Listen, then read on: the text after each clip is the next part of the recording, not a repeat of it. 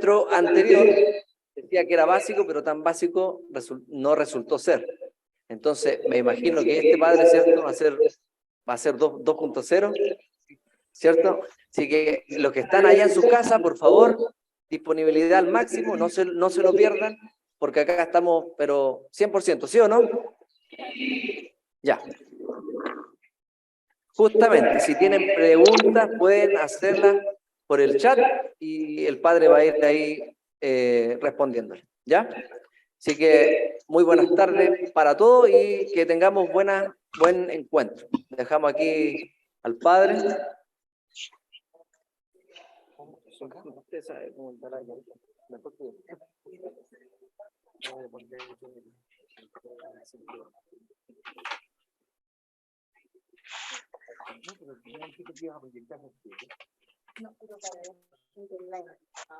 ah, ya.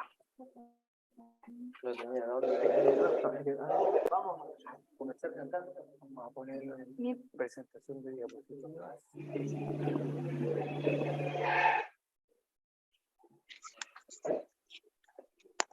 Ahí sí. Ahí sí.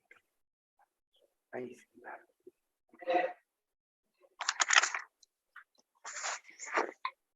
Ya.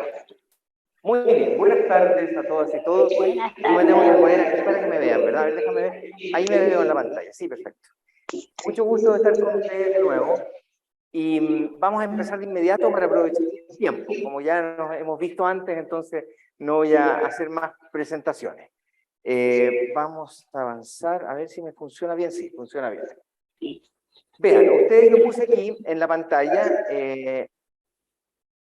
Curso avanzado 1. Tenemos curso avanzado 1, curso avanzado 2. Y prefiero leerles porque lo mismo que voy a hacer lo escribí mejor para tenerlo clarito. El curso avanzado, en las 2 sesiones que va a tener, dará por supuesto el conocimiento del curso básico. Porque, o si no, vamos a perder tiempo. Nosotros, si empezamos a darle vueltas a cosas que ya vimos en las otras 2 sesiones, vamos a perder el poco tiempo que tenemos en eso y no vamos a avanzar. Entonces, damos por supuesto ese curso básico, que es un curso general, es decir, ahí está todo el de la liturgia en lo que ya vimos en 2 sesiones. Es muy apretado, pero está todo. Ahora vamos a profundizar en algunos aspectos.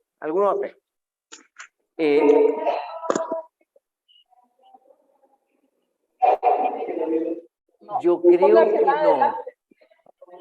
Yo creo que no. No se puede. No se puede agrandar porque vamos a ocupar, aquí en la primera fila hay un asiento especialmente dedicado a esta hermana. Incluso creo que está su nombre ahí.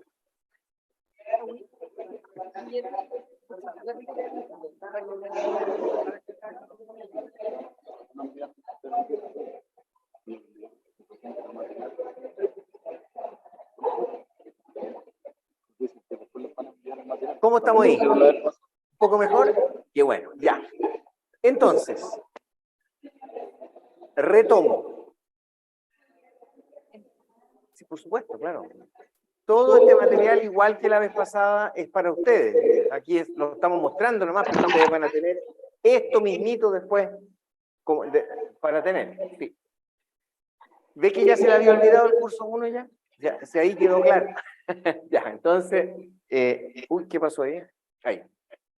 La idea es avanzar.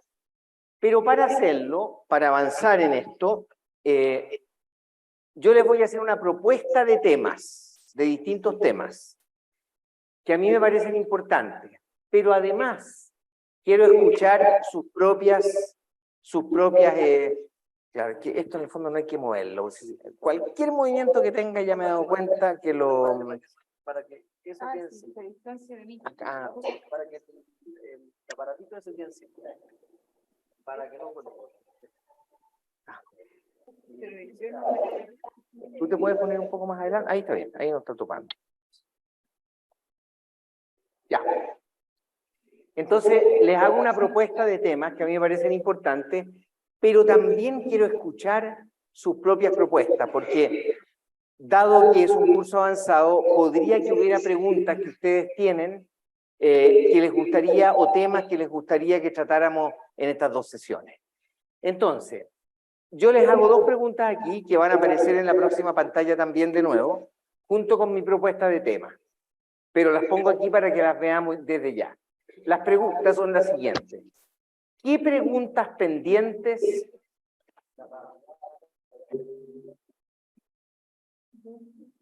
no, sí, pero eso no hay. Eso no debe quedar colgando. Ahí. Eso. ¿Qué preguntas pendientes del curso básico quisiera que fuesen respondidas en el curso avanzado? Si quedó alguna pregunta pendiente que ustedes me la hayan hecho y que yo no la respondí, por favor, díganla ahora, después de que vamos a tener unos minutitos de personales para reflexionar. Y la segunda, si ustedes tuvieran que elegir solo 4 temas de los que yo voy a proponer ahora, que son 7 los que propongo, ¿cuáles quedarían? ¿Cuáles elegirían? De modo que yo tenga una idea después de cuáles son los que suscitan mayor interés, si es que no alcanzamos a verlos todos. Idealmente los podríamos ver todos. Entonces, vamos a pasar a la próxima pantalla para que ustedes vean que aquí están. Las preguntas están al lado derecho, ahí con letras blancas sobre fondo oscuro, y mi propuesta está aquí para que la vean y no la olviden. El primer tema que propongo es las normas y la creatividad. Todo el tema del valor de las rúbricas, las fuentes para conocer las rúbricas, el tema de la inculturación de la liturgia, qué posibilidades hay de creatividad en la liturgia. Ese es el primer tema que yo propongo. El segundo es la formación litúrgica, concretamente echarle una mirada al documento del Papa Francisco de junio de este año, que se llama Desiderio Desideravi, sobre la formación litúrgica. El tercero es las liturgias dominicales sin Eucaristía. Sobre todo presentarles un esquema que ustedes lo puedan manejar todo para que cualquiera de ustedes, en caso de emergencia, pueda dirigir una liturgia con comunión, pero sin donde no hay cura. O incluso sin comunión, si es que no hay hostia, digamos, ¿ya? El cuarto tema que propongo es el tema de los ministerios y los servicios en la liturgia. O sea, meternos un poquito más en la variedad de servicios, de ministerios, de tareas que hay en torno a la liturgia. El quinto es las liturgias con grupos especiales. Por ejemplo, ¿qué pasa con las liturgias especiales para jóvenes, para personas discapacitadas, sordos, con, ¿cómo se llama?, con síndrome de Down o de ese tipo? Hay ahí también una posibilidad de meterse en eso. El sexto es la belleza en la liturgia. ¿Qué lugar ocupa la belleza en la liturgia? Que la liturgia sea hermosa. Ya dijimos que en eso no hay que exagerar, pero tampoco tiene que faltar, digamos, ¿no? Y el séptimo tema que propongo es los tiempos y los ciclos en la preparación de la liturgia. Es decir, la importancia que tiene apegarse a los tiempos litúrgicos, porque eso nos va conduciendo a lo largo del año y tiene como distintas coloraciones. Pero esos son los 7 temas que yo propongo. Entonces, mi primera pregunta, preguntas pendientes. Mi segunda pregunta, si hay que elegir 4 de estos nomás, aquí hay 7, ¿cuáles lo pueden hacer como quieran? ¿Cuáles dejan fuera o cuáles escogen? ¿Ya? Les doy entonces 5 minutos. Y uno, piensen, ojalá salga harto humo. Piensen, reflexionen.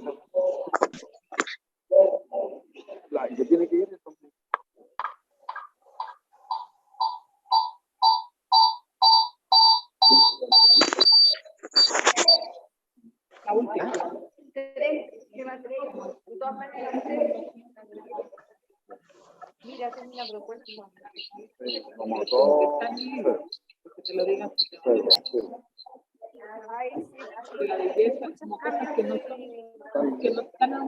¿Cuál podría ser? La creatividad, claro. No hay creatividad, porque hasta dónde podemos ser creativos. Y entonces lo ponemos acá al tiro. Claro. Claro que pasa por menos esto. Porque lo pongo más acá, entonces a mí me da lo mismo. Ahí. Para que no estés como adelante, que al final es igual te genera una Déjalo ahí, que eso, ahí. El librito que lo tienes en la...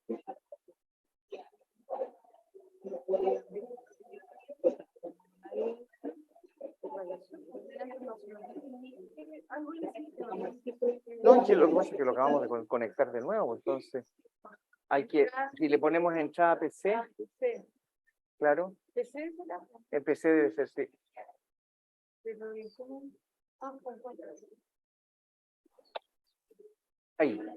Ahí, ponle enter, a ver si lo reconoce.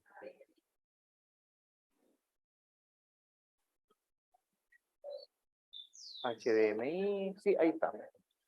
Ahí está.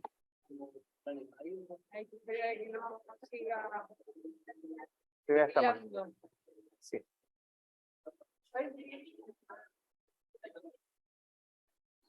Sí, sí parece que la... Ya. Ahí me ven, ¿o no? Ya, entonces trabajen ustedes también. Les pido a los que están en línea que por favor manden por chat su respuesta, ¿ya?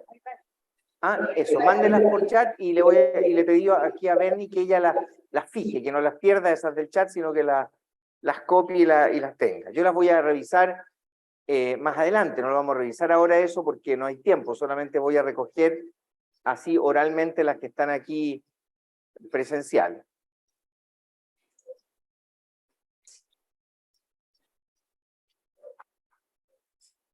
No veo que esté saliendo mucho humo, ¿ah? Piensen. Ya. ¿Sí?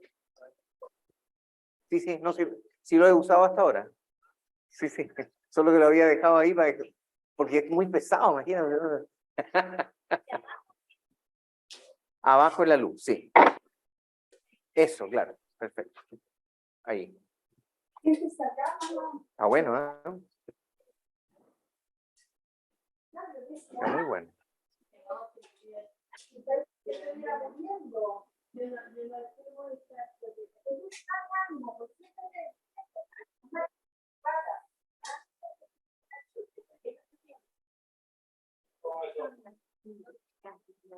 Las normas.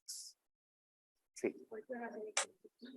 Sí, no, sí, normas, las normas, claro, las leyes, normas, exacto.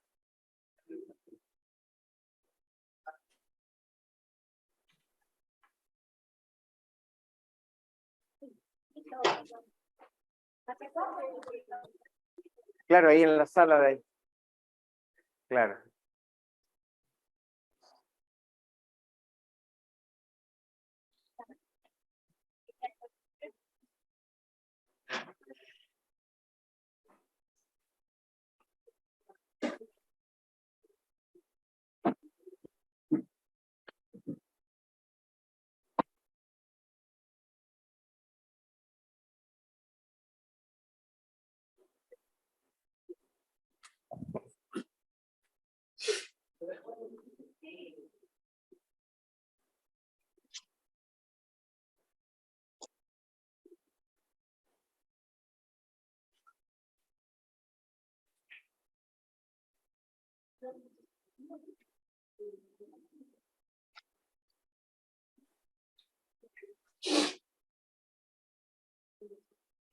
Ya quedan 2 minutitos y les di más, ¿ah?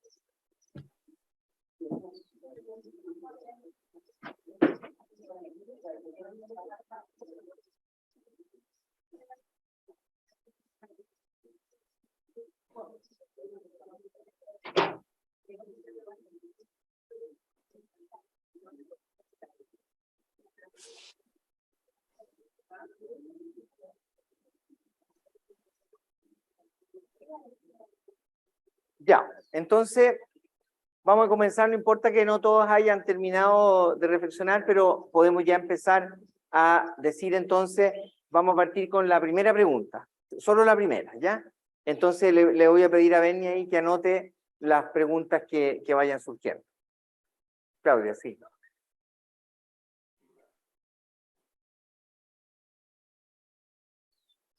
Que no sean ¿qué?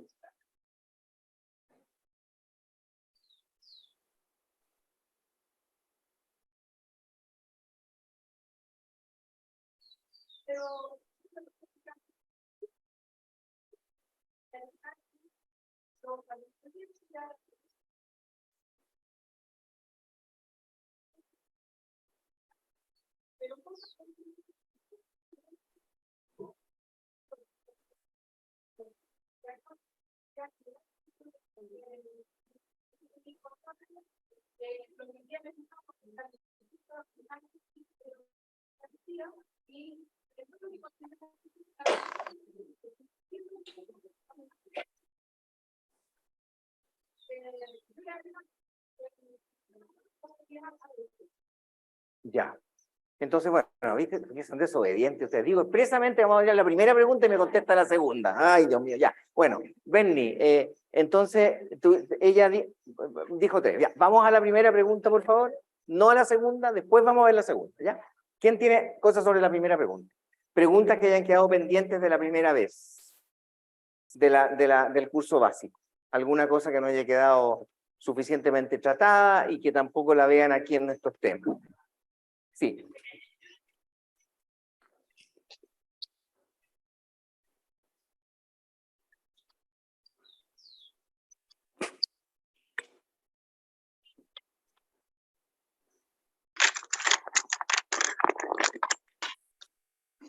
Ahí. Creo que yo la quiero ver.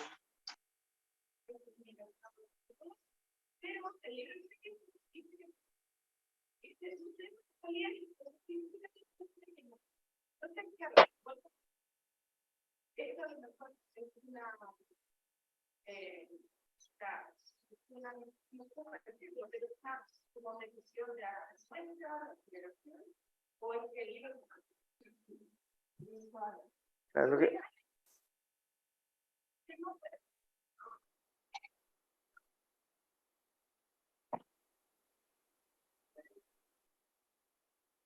Perdón, la pregunta es que no pueden escuchar las lecturas. Ah, no pueden leer, ya. Ya. ¿Y da alguna argumento, alguna razón para eso o no?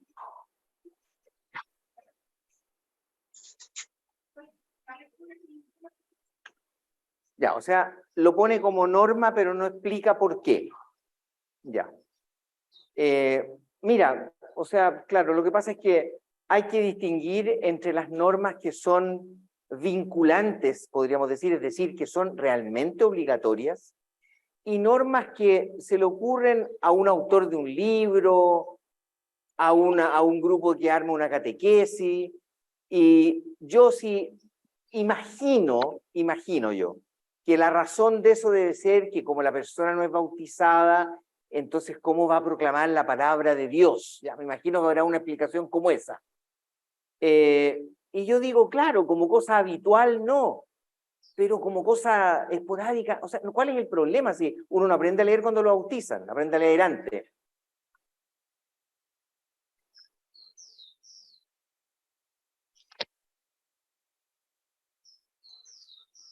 Claro, bueno, podemos volver sobre eso. Mira, podría ser interesante para no perder tiempo ahora, que tú me trajeras ese libro, quiero ver yo dónde está editado, quiénes lo hicieron, capaz que yo mismo puedo llamar por teléfono a alguien y decir, oye, a ver, ¿por qué pusiste esto?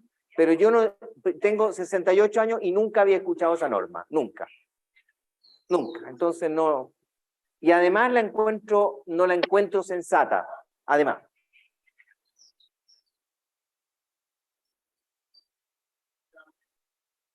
Claro, bueno, por eso vale la pena analizarlo, pero no lo vamos a solucionar ahora. Ya, ¿qué más? ¿Alguna otra pregunta de cosas que no hayan quedado suficientemente amarradas en el curso básico? No, entonces vamos al tiro. Ahora sí. Ya, primera, ya. Segunda pregunta. Podemos hacerlo más fácil diciendo, de los 4 de todos estos, ¿cuáles son los que ustedes consideran más importantes? Eso. ¿Ah? Sí, eso. Sí, claro. Perfecto, perfecto. ¿Usted quiere hablar? La primera, listo. Ya, sí. La 2 y la 2 también la encuentran importante, otras 2 personas. ¿Tú? La tercera, ya, la liturgia dominical es sin Eucaristía, hermano, también la tercera, ¿ya? La tercera. La 6, la de la belleza, ¿ya? Perfecto. 3, 4, 5 y 6, ¿ya? 3, 4, 5 y 6, ¿ya? Perfecto. La 7, ya, igual tiene un voto la 7.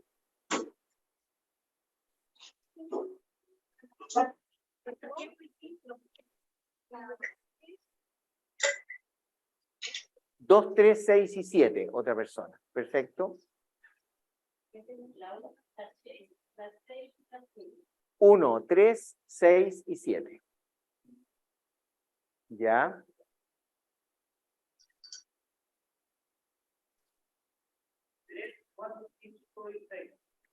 Tres, 4, 5 y 6 como otro que ya había aparecido. ¿Ya? ¿Alguien más quiere todavía opinar? 1, 4 y 3.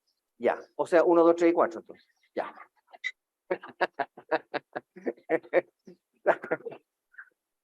Está bien, está bien. Yo sé que es el calor, ¿no es cierto? Nos enreda un poco las neuronas el calor. 1, 2, 3 y 4, ya. ¿Alguien más quiere participar? Ya. Dejémoslo ahí porque yo veo claro que hay algunas que están claramente cargaditas, entonces yo me voy a preocupar después de ver. Mi intención podría ser tratar todos los temas, ¿ya? Solo que obviamente no le puedo dar el mismo tiempo a todos, entonces puede que si trato todos los temas, alguno le dé algún espacio más pequeño. Perfecto, me doy por satisfecho y entonces vamos, como yo les leo los pensamientos, comenzamos con el tema 1. Porque yo me imaginé, claro, yo he hecho muchos cursos y yo sé que este tema es un tema que le importa mucho a mucha gente, ¿no? Entonces, por eso lo puse como primer tema y como segundo tema, les digo al tiro, puse el número 2, el de la formación litúrgica. Esos 2 los vamos a tratar hoy día y la próxima vez vamos a ver si nos caben los otros o si nos caben parte de los otros, ¿de acuerdo? Bueno, entonces vamos a empezar al tiro. Tenemos acá una fotito donde no se ve bien claro, no importa que nos lean ustedes, pero ustedes ven que hay un texto que tiene unas letritas rojas y unas negras, ¿verdad? Eso lo ven todos. Y eso es lo que importa que ver, porque eso rojo es lo que se llama las rúbricas, es decir, las normas. Creo que les dije la vez pasada que la palabra viene de rojo. En latín, rojo se dice ruber, por eso uno se ruboriza cuando se pone rojo, rubor, y el rubor, ¿se acuerdan que nuestras abuelas se ponían rubor?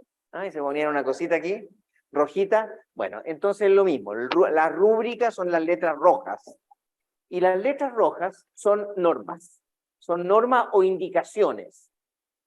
Ahora, la liturgia tiene reglas, tiene normas, tiene rúbricas, y lo que a mí me interesaría mucho que ustedes pudieran aceptar, digamos, porque a veces tenemos una especie como de rebeldía con este tema de las normas, es que las normas son parte de la naturaleza de los ritos.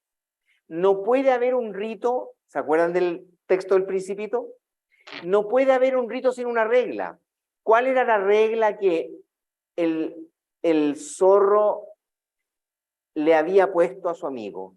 Ven a verme todos los días a las 4 de la tarde. Esa era la regla. Y si el otro cumplía eso, el rito se cumplía y por lo tanto se cumplía también el beneficio que ese rito tiene. Que él desde las 3 ya iba a estar contento y preparando todo porque venía su amigo. Y a las 4 llegaba y estaban juntos y se cumplía el rito. Entonces, los ritos necesitan normas, necesitan reglas.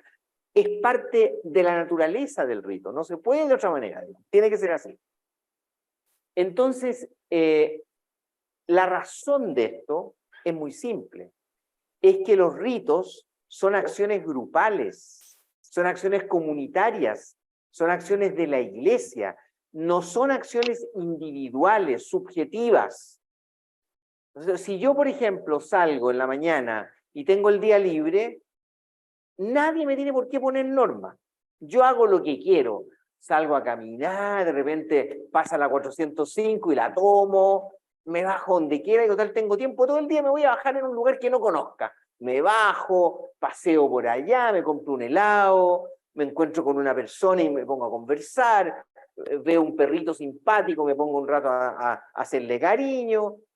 Ya, no tengo normas porque yo estoy libre, estoy solo y puedo hacer lo que se me antoje.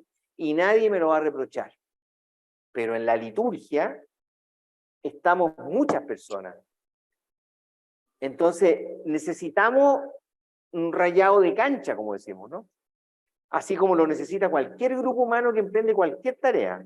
Y ese rayado de cancha son las normas. O sea, porque ahí hay algo objetivo, ya no subjetivo. No soy yo el que manda cómo es la liturgia, porque tenemos que ponernos de acuerdo entre todos. Y para ponernos de acuerdo, tenemos normas. Y esas normas están en las letritas rojas de los misales, de los rituales, y otras que nosotros mismos nos ponemos a veces comunitariamente. Qué sé yo, hay lugares donde... En el misal nos dice cómo uno tiene que ir vestido a misa. Pero yo conozco una pila de iglesias en Santiago donde dice no se puede entrar con short, por ejemplo. Ya. Podrá gustarme o no gustarme la norma, pero es una norma que ponen en esa iglesia. ¿Ya? Sí, podrá gustarme o no.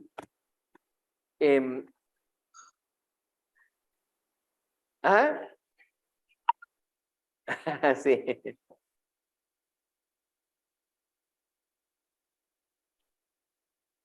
Ya. El cumplimiento de las normas, y eso ya lo dije en el curso básico, puede derivar, puede corromperse y transformarse en lo que llamamos rubricismo. El rubricismo es un apego literal, excesivo de las normas, desprovisto de contexto, desorientado respecto a los valores fundamentales de la liturgia. Es cuando la gente dice, no, esto no se puede hacer. ¿Por qué? ¿Por qué no? O porque no es litúrgico, no sabe uno por qué pasa. Que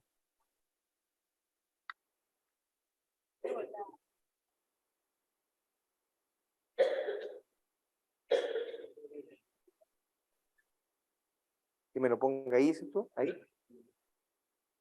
Ahí, ¿sí? Ahora sí, ya. Perfecto.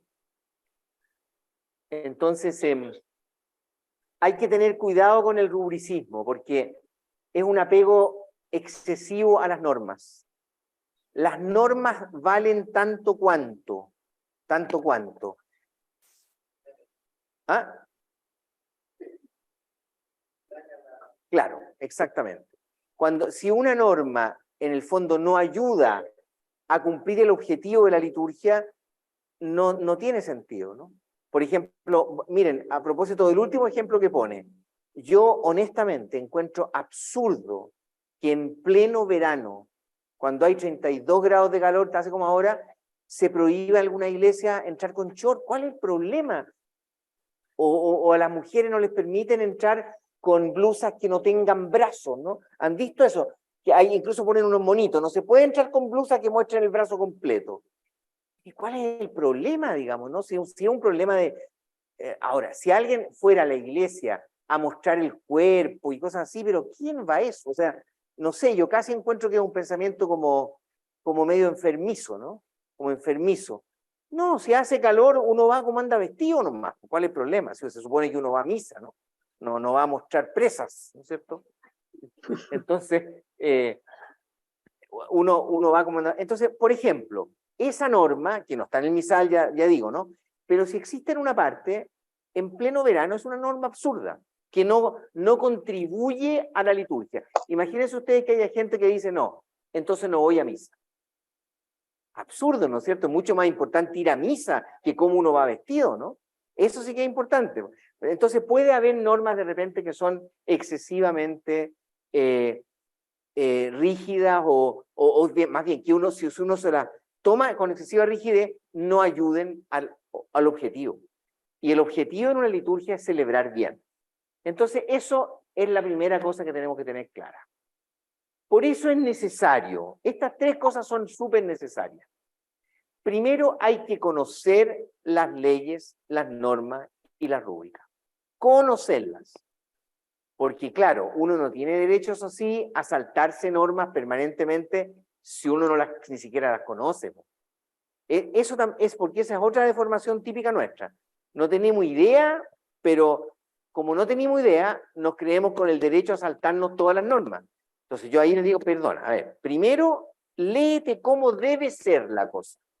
Y después, una vez sabiendo cómo debe ser, te puedes saltar alguna norma si tiene sentido. Pero primero, conoce cómo son las normas, porque si no, está siendo irresponsable, ¿no? Imagínense ustedes que pasara esto, hay un buen ejemplo que tengo para esto. Cuando uno hace el carnet de conducir, a uno le hacen una prueba y son bien jodidos, ¿eh? Yo cuando la hice la clase A, en la clase B no tuve problema, cuando hice la clase A, 2 veces me votaron, no la pasé. A la tercera recién la pasé. Y por cosas súper chicas. Entonces, son súper así. ¿Y por qué? Claro, porque una persona que no... Imagínense que yo dijera, no, si no es necesario conocer las normas del tránsito, yo voy nomás con mi camión y voy matando personas, voy matando perros, voy pasándome las luces rojas, voy estacionándome arriba de las veredas. Oiga, entendámonos, si usted no vive solo en la ciudad, pues, la ciudad es de mucha gente. Tenemos que ponernos de acuerdo en las normas del tránsito para que usted no mate a nadie y para que tenga respeto por los demás. Se fijan, apliquemos lo mismo en la liturgia. O sea, uno tiene que conocer las normas de la liturgia. Después se las puede saltar si es que en algún caso es sensato saltársela por alguna razón.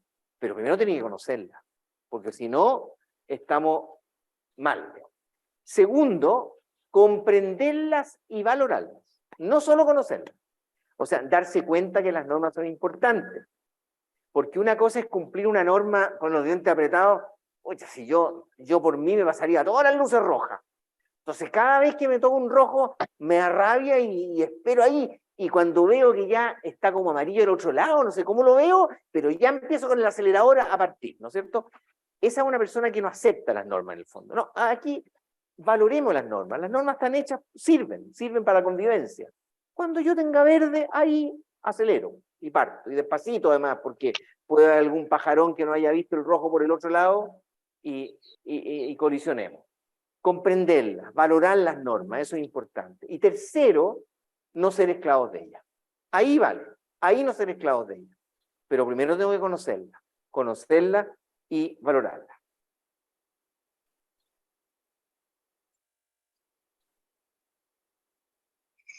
Ahí. ¿Sí? No me salté 2, ¿no es cierto? Ya. Fíjense, este caballero de aquí que ya murió, yo no lo conocí, pero lo quiero mucho. Es un francés liturgista, porque escribió esta frase que yo la encuentro maravillosa. Creo que la vez pasada se las dije. La primera norma de la liturgia es el buen sentido. Una vez que uno conoce las normas, una vez que las conoce y las valora, uno aplica el buen sentido. Y con buen sentido a veces se salta una norma. Y otras veces, la mayoría seguramente, la sigue porque les encuentra sentido. Con buen sentido, el sentido común, como se llama también, ¿ya? Con sentido común. Este principio es muy importante, pero también supone que ese buen sentido hay que formarlo. O sea, el buen sentido, uno no nace con buen sentido. Alguna gente sí, pero en general uno no nace, tiene que formarlo. Entonces uno tiene que saber cómo tiene que ser una buena liturgia, aprender eso, que es lo que estamos haciendo. Y ahí entonces uno va adquiriendo ese buen sentido que le permite en un momento dado no seguir al pie de la letra todas las normitas, sino que saltarse alguna porque tiene sentido, ¿no? Lo clave es valorar y respetar las normas porque ayudan a celebrar en comunión con toda la iglesia. Esa es una primera razón. Imagínense que cada parroquia del mundo tuviera sus propias normas para la misa. Uno va a la parroquia vecina y no podría celebrar, estaría todo el mundo, ¡ay! Pero es que esto lo hacen de otra manera, es que esto. Ya hay diferencias suficientes porque no todo está en las normas. Y esas diferencias son buenas, no tiene por qué ser la misa, no es una especie como de patrón así que se repite idéntico en todas partes. Pero ya hay suficientes diferencias como para que además le agreguemos otras por no cumplir bien las normas, ¿no? Las normas nos ayudan a celebrar en comunión con toda la iglesia. Es el criterio de la eclesialidad. Y además permiten el encuentro de la asamblea con el Señor, que es el criterio litúrgico. Permiten el encuentro, las normas. Están hechas para eso, para que nos encontremos con el Señor en la liturgia, que es el objetivo de toda celebración de la fe. Ese es el objetivo. Nada se podría cambiar nunca en la liturgia si no se propusieran nuevas respuestas a las preguntas de cada época y lugar. Yo tengo muy en la mente siempre que he sabido que en Alemania, en los años 1930, faltaban 30 años para el Concilio Vaticano II todavía.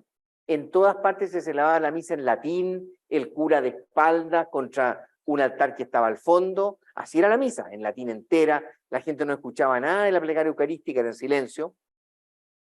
En el año 1930 hubo varios sacerdotes en Alemania que tuvieron permiso de sus obispos para celebrar una misa sentados en torno a una mesa en la universidad, con el cura en una cabecera, que ahí ponía un mantel y ponía todas las cosas, y celebraban en alemán y celebraban en torno a una mesa. ¿Por qué? Porque estaban probando si esa forma no sería mejor para la iglesia. 1930. Mi mamá había nacido recién, o sea, hace mucho tiempo. Gracias a que ellos se saltaron todas las normas, todas, porque ahí esa misa no cumplía con ni una norma. Gracias a que no cumplieron ninguna norma, tenemos la misa que tenemos.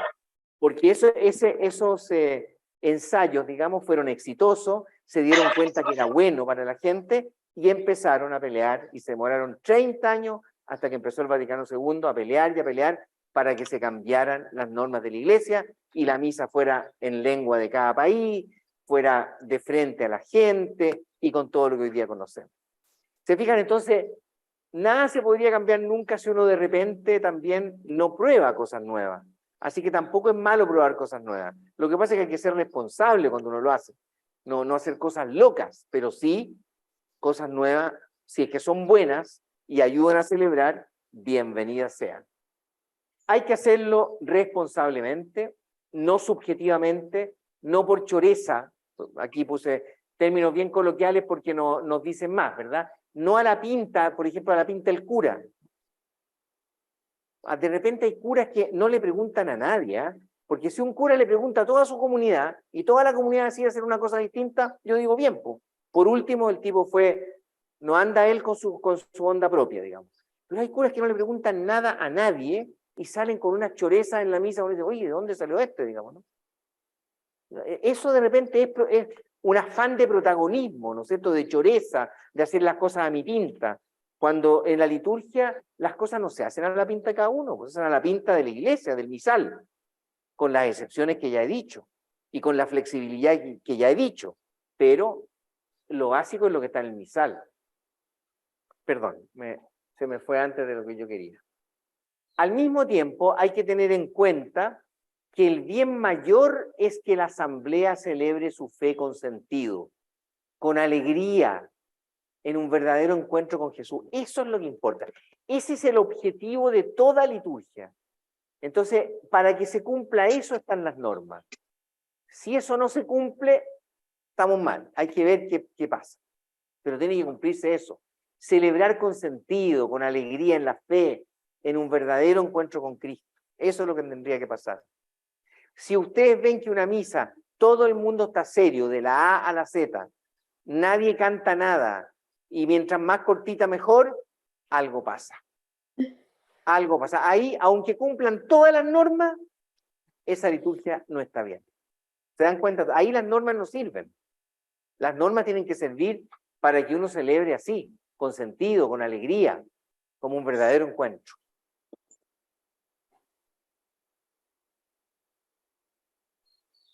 A veces se plantea la necesidad de hacer cambios más importantes en los rituales, más importantes que lo que yo acabo de decir, que son normas de la misma celebración. Es lo que se llama la enculturación o inculturación de la liturgia. Bueno, aquí yo no puedo entrar por el tiempo que tenemos en largos ejemplos, pero sí les doy dos ejemplos que conozco y que son bien interesantes. Uno es el misal romano saireño, que fue aprobado por el Papa Pablo VI. El Papa Pablo VI creo que murió el 78, si no me equivoco. Claro, el 78. ¿Y por qué lo aprobó? Porque en el país que hoy día se llama República Democrática del Congo, donde está nuestra Congregación de los Sagrados Corazones, en ese país, que antes se llamaba Zaire, cambió de nombre el país. Entonces el misal mantuvo el nombre del antiguo del país.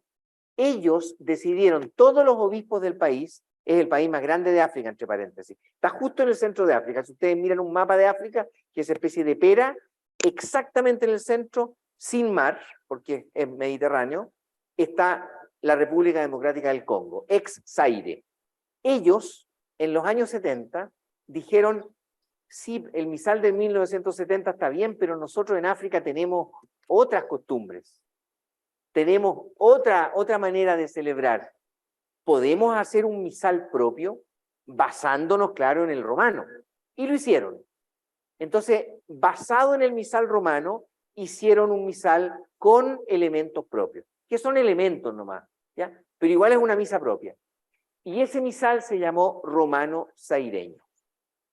Y existe hasta el día de hoy, y ellos celebran la misa en cualquiera de los dos. Pueden elegir si eligen el misal romano, que es la misa nuestra, o el romano saireño.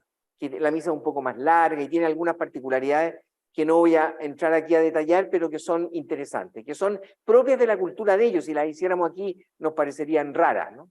Por ejemplo, les digo una para que vean. En el ofertorio, la presentación de ofrenda, siempre en el rito romano saireño, entra un grupo de mujeres, normalmente 6, 3 y 3, en 2 filas que van bailando, así, muy simplemente así, y que llevan unas grandes bandejas con fruta arriba de la cabeza. Y van así. Y todo esto es con tambores, ¿no? Y con una música bien rítmica, y van así. Y van llevando esto hasta adelante, las dejan, y la última, que es la séptima, lleva el pan y el vino, ¿ya? Esa procesión de ingreso en la presentación de ofrenda siempre se hace. Eso es parte del rito saireño. Y otras más que, como digo, para no alargar, no las voy a decir. Y después están los misales de 2 lenguas nativas en Chiapas, en México. Ahí hay una diócesis que tiene montones de pueblos indígenas con lenguas distintas. Es bien impresionante. En un sector bien pequeño de México hay decenas de lenguas distintas. Entonces, por lo menos los obispos de los últimos 40 años han conseguido que las 2 lenguas más habladas de ahí tuvieran cada una su propio misal. Entonces tienen misales en las lenguas autóctonas, pero además integraron, igual que en el rito romano saireño, algunas particularidades que tampoco voy a detallar ahora. Lo que quiero decir es que hay ejemplos en la liturgia donde un país, una conferencia episcopal, ya no estamos hablando de un curita en una parroquia, ¿de acuerdo? Estamos hablando de algo más grande. Proponen a la Santa Sede cambios más fundamentales en la liturgia y logran que se apruebe para su territorio algunos cambios más especiales. Supongamos ya, voy a decir una tontera nomás, pero para que me entiendan bien. Supongamos que los obispos de Chile digan ya, nosotros queremos que la Santa Sede nos conceda que el canto de entrada siempre sea una tonada. Tiene que ser una tonada. Ya, listo. Y supongamos que la Santa Sede lo aprueba. Eso sería algo que modificaría el misal, porque el misal no dice nada respecto al canto de entrada, pero si hay una norma que siempre tiene que ser una tonada, va a ser algo propio de acá, por ejemplo, ¿ya? Entonces, una cosa así. Eso es posible todavía hacerlo en la iglesia. Los tiempos son más difíciles ahora que en los años 70. había más flexibilidad en esa época. Hoy día hay un poco más de inflexibilidad en el Vaticano para los cambios de ese tipo, pero existen. Estos 2 misales de Chiapas fueron aprobados hace recién 8 años atrás, con el Papa Benedicto. No, perdón, ya con el Papa Francisco. ¿Cuánto lleva el Papa Francisco? 7, ¿no? Por ahí, ya. Al comienzo del Papa Francisco fueron aprobados estos 2 misales de Chiapas. Así que bien reciente. Eso entonces, para que entendamos lo que es la enculturación. Pero ordinariamente, los cambios que nosotros quisiéramos de repente, con los cuales soñamos a veces, no son cambios tan radicales, ¿verdad? Sino que más bien son adaptaciones o introducción de cambios o elementos menores que se hacen necesarios para dar sentido a una celebración, para que la celebración sea más bonita. Les doy un ejemplo. Nosotros es muy común, y en ninguna parte del misal dice que eso se haga, es muy común que en la presentación de ofrendas, por ejemplo, presentemos otros elementos. Por ejemplo, terminamos una jornada juvenil y traen su Biblia, su cuaderno, una piedra, una plantita. Ya terminamos el año laboral y traemos una pala, qué sé yo, alguna pieza de maquinaria, no sé, pues, las cosas con las cuales trabajamos, una olla.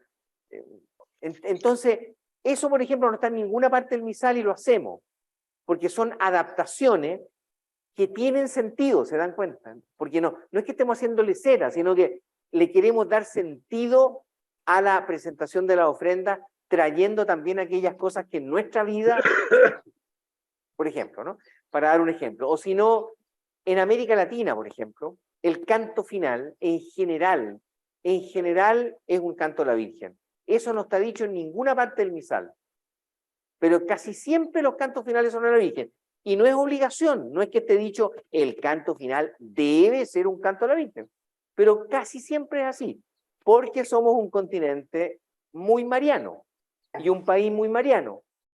¿Ustedes creen que el mes de María lo celebran como nosotros en muchos países del mundo? Nada. En Europa existe el mes de María y la gente no se da ni cuenta que existe el mes de María. Es como el mes de la Biblia acá. O el mes de la familia, que sabemos que existe, pero como que no se hacen muchas cosas especiales. Así es el mes de María en Europa. Aquí, en cambio, es otra cosa, ¿no es cierto? Mes de María se reza en todas partes, etcétera, ¿no? Entonces, y eso es una adaptación nuestra también, no hay problema, eso lo podemos hacer. Entonces, ordinariamente los cambios son menores, pero las rúbricas no lo dicen todo, y esto es muy importante, porque muchas veces las preguntas que a mí me hacen como liturgista que tienen que ver con normas, uno nota que detrás hay una mentalidad que piensa que todo está normado, pero no es así, pues. Las normas dicen una cierta cantidad de cosas, que son las que le importa a la iglesia que sean comunes para todos. Pero de ahí para allá hay libertad. Hay libertad. Lo que no está dicho en la norma, a veces es porque es demasiado obvio y por eso no está puesto en la norma, ¿verdad? Pero, por ejemplo, en ninguna norma dice que hay que venir vestido a misa. Vestido, ¿ya? Pero eso no significa entonces que ahora nos dé la libertad y digamos, ¡ay, vengamos todos piluchos el domingo! ¿Se dan cuenta? O sea, no es necesario poner eso en una norma porque es obvio, ¿verdad? Es obvio que vamos a venir vestidos. Entonces, las normas no lo dicen todo porque hay cosas que son obvias o bien porque hay cosas que son libres. Y en este caso la misma norma sirve porque efectivamente uno es libre de ir vestido como quiera. El misal no aparece como hay que ir vestido, eso a veces lo ponen en la puerta de alguna iglesia, pero no sale el misal. El misal supone que la gente va a venir vestida como anda vestida nomás, ¿no? A menos que sean las vestimentas litúrgicas, que esas sí que están normadas, pero es distinto, ¿verdad? El alba, la estola, eso es otra cosa. Entonces, las normas las rúbricas no lo dicen todo. En los rituales no todo está normado, no todo está regulado, no todo está prescrito. Y cuando las normas no dicen nada sobre algún punto, se debe entender que hay libertad para actuar. pero una libertad en el marco del buen sentido, de mi amigo Lucien Days, que es la primera norma de todas. Tenga buen sentido para las cosas, no haga lecera.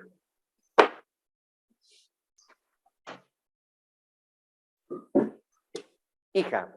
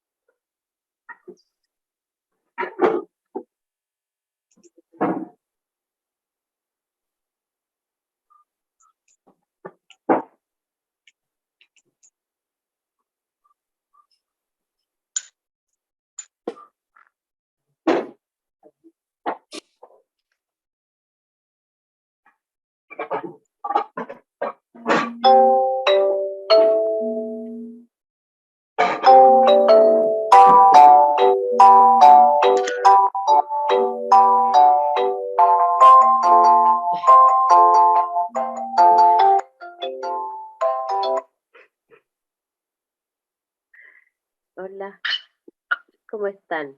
Hola, mi bebé. Ay, ay, ay, chiquito. Y este moño patado. Hoy tengo la nariz pata, va. Ay, sí, es un día, mamá, que se va a tapar completa. Ay, sí, desesperante. Ingrid, por favor, silencia El tu micrófono. haya Tapar pasado. las flepas. Ingrid, tienes abierto tu micrófono.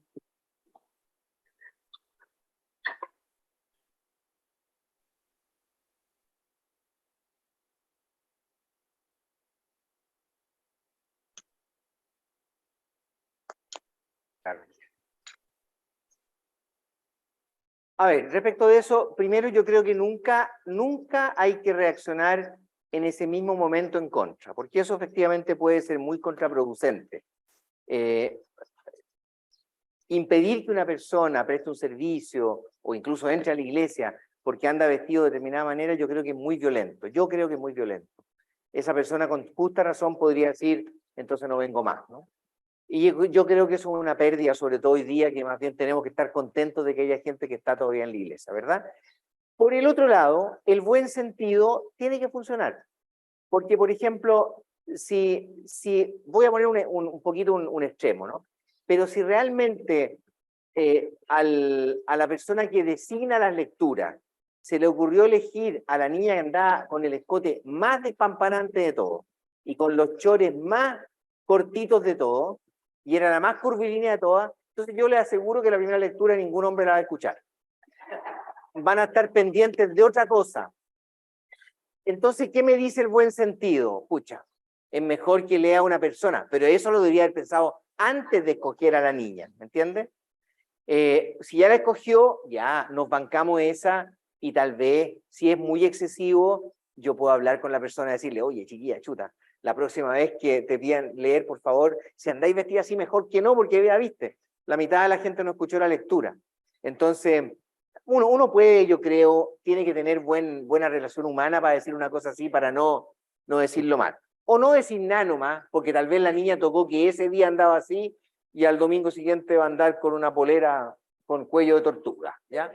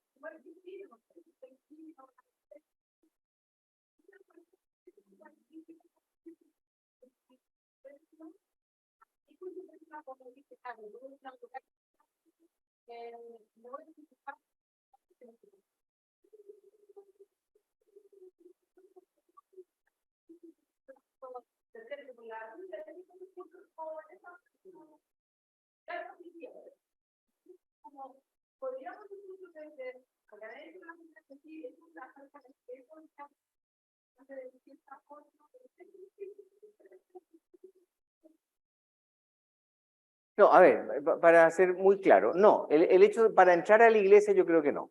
Yo creo que todo el mundo tiene derecho a andar como es anda afuera o andar adentro.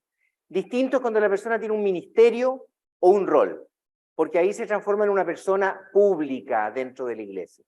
Así como el cura también se preocupa de no venir con los mismos blue jeans con los cuales acaba de estar trabajando en el jardín. Hablo de mí, porque yo trabajo en el jardín, y se me ensucian todas las rodillas porque me hinco en la tierra. Bueno, si yo voy a misa, mi mínimo buen sentido me va a decir, oye, cámbiate el pantalón, ¿ya? Entonces, ¿por qué? Porque soy una persona pública, todos me van a ver. Si yo fuera a misa nomás, tal vez iría con ese y esperaría que nadie me dijera, oiga, no entre a misa con el blue jean sucio con tierra en la rodilla. Oye, pero si yo estaba trabajando en mi jardín y no tuve tiempo de cambiarme, vine a misa. Pero si soy una persona que tiene un rol público, un ministerio, un servicio, yo creo que la misma persona es la que tiene que preocuparse. Tampoco creo mucho en la represión de afuera, pero ahí hay que enseñar.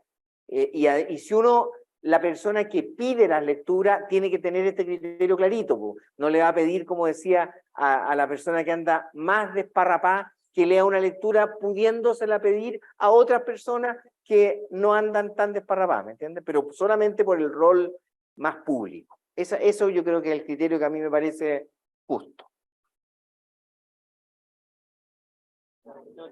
A ver, ahí está verde de nuevo, ya, vamos a ver si está, ya. Vamos a ver cuánto dura. ¿Ya? Eso, perfecto. Bien, entonces, retomo, ¿sí? ¿Dónde están las normas de la liturgia? En dos partes. Primero están en el ritual o misal correspondiente. Por ejemplo, quiero saber cuáles son las normas del bautismo, tengo que ir al ritual de bautismo. ¿Cuáles son las normas de la confirmación? Al ritual de la confirmación. ¿Cuáles de las de la misa? Al misal o bien ritual de la misa. ¿De acuerdo? Ahí están. Esa foto que les mostré de una página con letritas rojas está tomada del misal, así que ahí están, esas letritas rojas de ahí son las normas y las indicaciones. Pero ahí no solamente las letritas rojas, sino también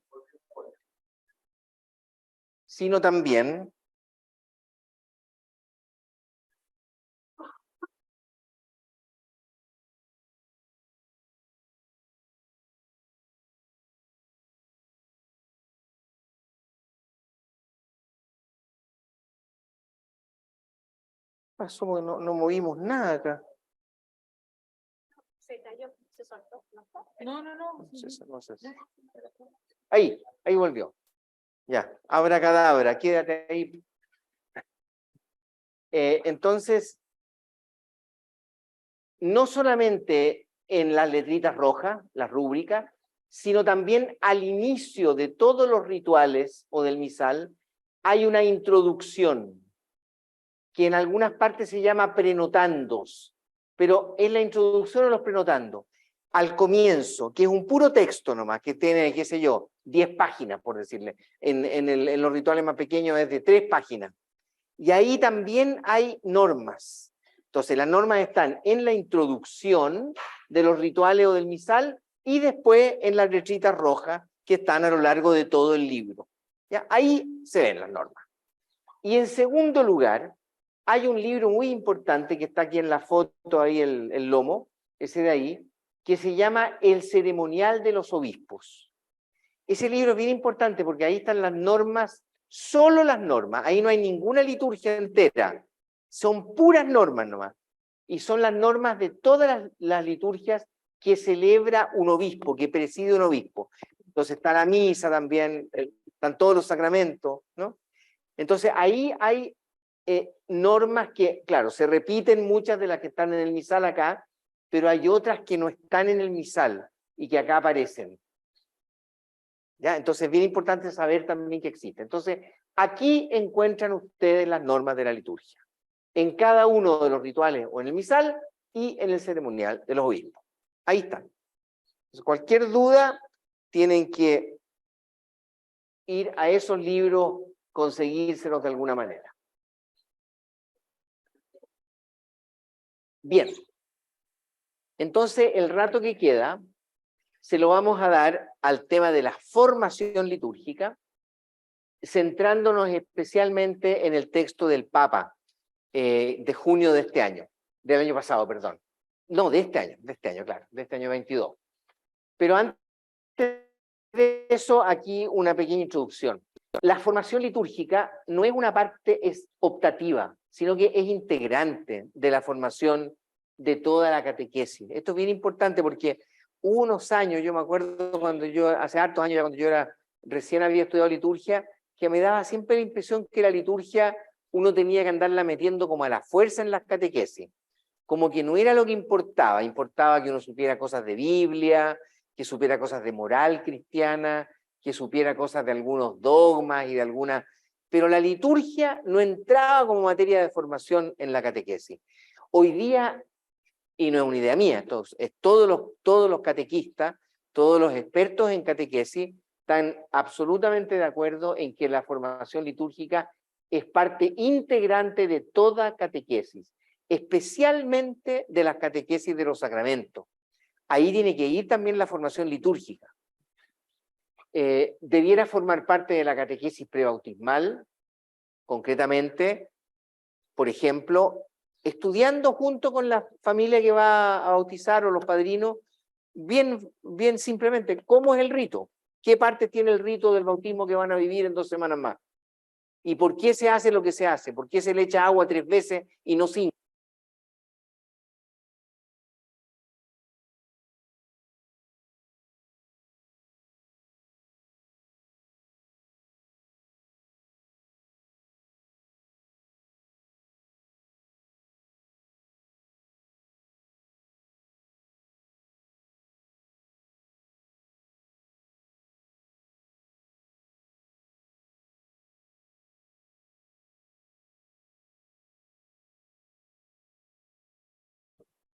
Ahí, eso. ¿Me escuchan ahí? Ya. Me cambiaron las pilas, entonces ahora tengo la voz mejor. Bueno, entonces, la catequesis prebautismal, mostrándoles cómo es el rito, la catequesis familiar de iniciación a la vida eucarística, la CEFIBE, que los libros, yo la otra vez les dije, creo a ustedes, no sé si fue a ustedes, que de repente me enredo, ¿dónde dije algo? No, creo que lo dije más bien en el curso de sacramentos de iniciación que tenía en la universidad. Los libros de la CEFIBE, que no sé si son esos los que usan aquí ustedes, pero esos libros están y son muy interesantes. En esos libros, yo sé, porque yo mismo estuve metido ahí hay formación litúrgica, es decir, ahí está la formación litúrgica para los niños que van a hacer su primera comunión de ahí a un tiempo. Pero ahí debería estar siempre, porque no siempre se usan esos libros. Hay colegios que no los usan otros métodos, y ahí tiene que estar.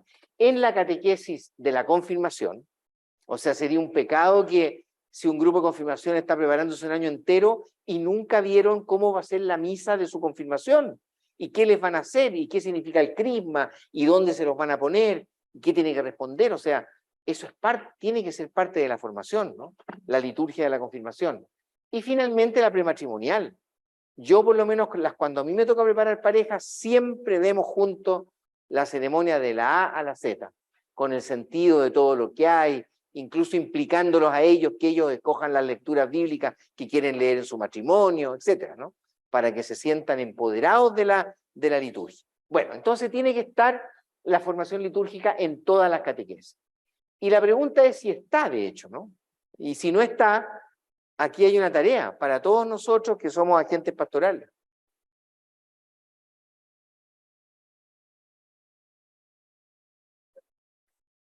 Entonces, toda la formación, la formación litúrgica no se reduce, por supuesto, a los momentos o etapas de la catequesis. En toda comunidad debiera estar permanentemente presente. Por ejemplo, en alusiones pertinentes hechas en la homilía o durante la celebración, por quien preside o por los guías o coros. Siempre hay cosas que se pueden ir diciendo chiquititas. Por ejemplo, yo siempre aprovecho Corpus Christi, que es el día del cuerpo y la sangre de Cristo, gasto medio minuto nomás de la homilía para decir, acuérdense que la manera correcta de comulgar en la mano es poniendo la mano izquierda sobre la derecha recibir la hostia, tomarla con la derecha, y si son zurdos, al revés, y llevársela a la boca, y consumirla ahí delante del ministro. ¿Ya? Se fijan, y no me demoré nada en decirlo. Eso es una catequesis litúrgica. Así, ahí aprendí algo, o bien recordé algo que se me había olvidado. Y también puedo aludir, por supuesto, a la correcta comunión en la boca. Entonces, eso se puede hacer. Pero cursos como este son mucho mejores, porque forman parte de un esfuerzo permanente de las comunidades por estar al día en la liturgia. Por eso es que yo vuelvo a celebrar que este curso se haya hecho. Hace poco, el Papa Francisco ha escrito un documento específico sobre la formación litúrgica. Tiene un nombre un poco raro, Desiderio Desideravi, pero es muy bueno conocerlo y es lo que vamos a hacer en este preciso instante.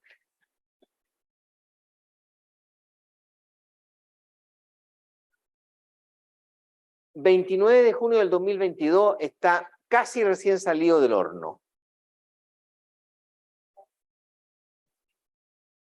Es una carta del Papa Francisco sobre la formación litúrgica del pueblo de Dios. Aquí no la vamos a ver entera, lo que yo hice fue escoger las cosas fundamentales para que ustedes la conocieran. Primero, ¿cuál es el índice? Tiene una introducción, después tiene un primer título que se llama La liturgia, el hoy de la historia de la salvación, un tercer punto que se llama La liturgia, lugar del encuentro con Cristo. Vean ustedes que estos títulos ya hacen eco a cosas que nosotros vimos la vez pasada, en el curso básico. Entonces, aquí el Papa retoma realmente las cosas fundamentales de la liturgia. Después, la Iglesia, sacramento del cuerpo de Cristo, el sentido teológico de la liturgia, redescubrir cada día la belleza de la verdad de la celebración cristiana.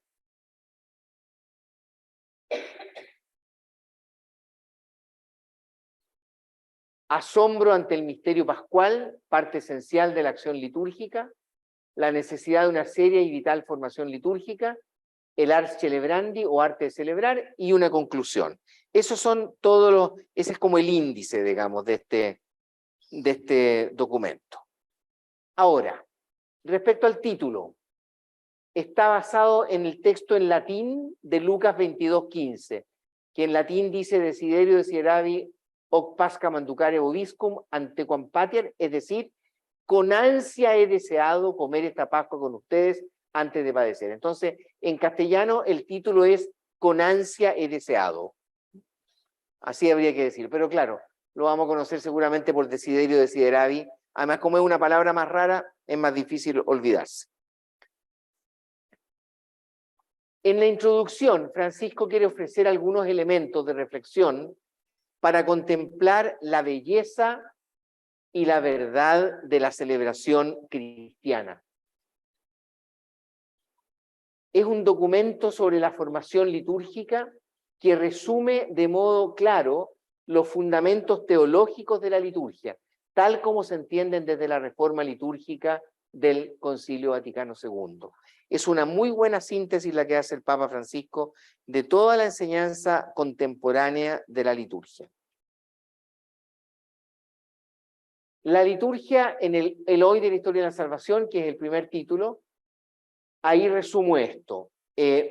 Aquello que era visible de Jesús, lo que se podía ver con los ojos y tocar con las manos, sus palabras y sus gestos, lo concreto del Verbo encarnado, ha pasado a la celebración de los sacramentos. ¿Se acuerdan que esto lo vimos también? Esto es súper importante porque la liturgia no es un recuerdo de la cabeza, sino que cuando nosotros celebramos la Eucaristía, es como que estuviéramos asistiendo a la última cena.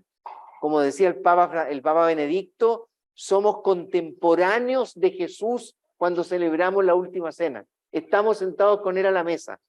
Entonces, como que se revive algo del pasado. No se repite, se revive eso del pasado, pero hoy.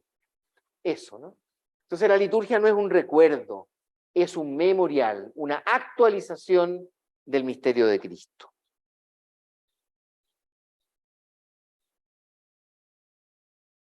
La liturgia, lugar de encuentro con Cristo. Aquí está toda la poderosa belleza de la liturgia. Si la resurrección de Cristo fuera para nosotros un concepto, una idea, un pensamiento, si el resucitado fuera para nosotros el recuerdo del recuerdo de otros, aunque fueran tan autorizados como los apóstoles, si no se nos diera también la posibilidad de un verdadero encuentro con Él, sería como declarar concluida, terminada la novedad del Verbo hecho carne. O sea, no tendría sentido celebrar la liturgia si no fuera de verdad un encuentro con el resucitado. Eso es. Fíjense, esto lo hemos visto nosotros, pero aquí el Papa lo dice hermosamente y lo dice con mucha fuerza.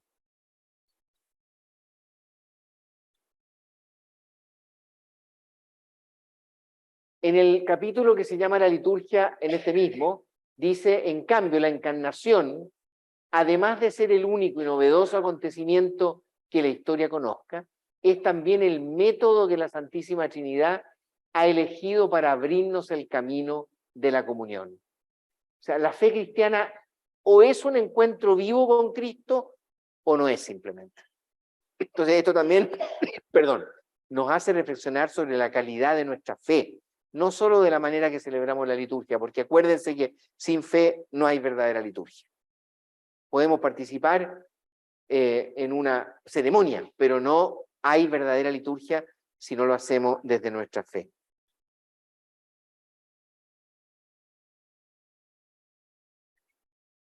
En el capítulo de la Iglesia Sacramento del Cuerpo de Cristo, el Papa dice que el sujeto que actúa en la liturgia es siempre y solo Cristo, Iglesia, el cuerpo místico de Cristo. Lo vimos expresamente así en nuestro curso básico, ¿de acuerdo? O sea, aquí él retoma una cuestión que es conocida y sabida.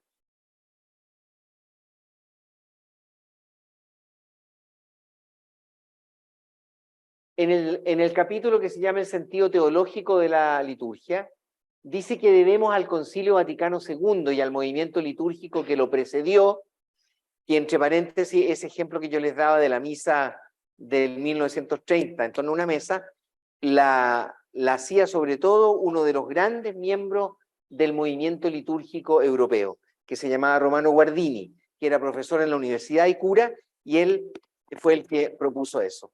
Entonces el Papa dice, el concilio y el movimiento litúrgico que hubo antes de eso, a ellos le debemos el redescubrimiento de la comprensión teológica de la liturgia y de su importancia en la vida de la Iglesia.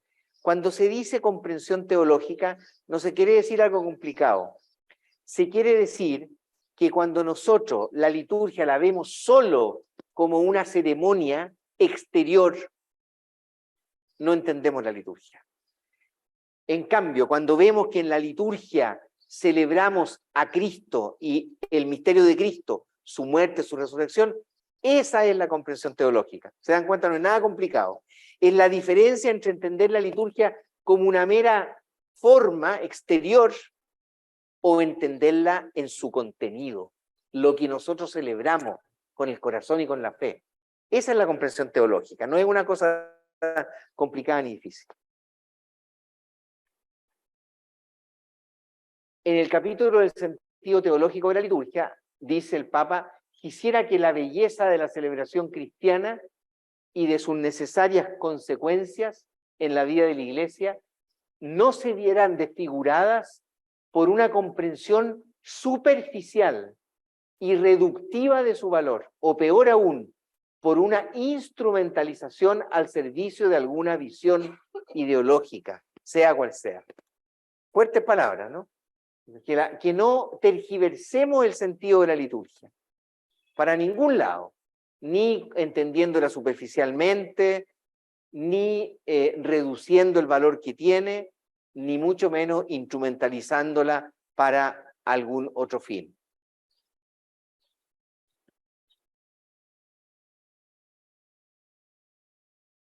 En este mismo capítulo continúa, he advertido en varias ocasiones sobre una tentación peligrosa para la vida de la Iglesia, que es la mundanidad espiritual. Esto es una cosa que el Papa le ha dado como caja también en otros textos, así que tal vez ustedes la han escuchado.